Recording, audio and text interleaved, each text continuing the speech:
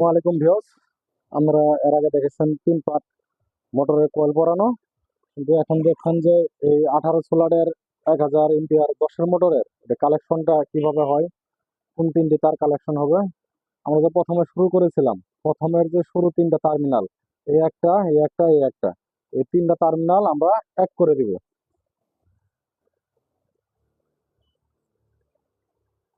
আমরা শুরুর প্রথম 3 টার্মিনাল আমরা অ্যাডজাস্ট করে দিব, আর শেষের 3টি তার আমরা কালারের জন্য রাখবো।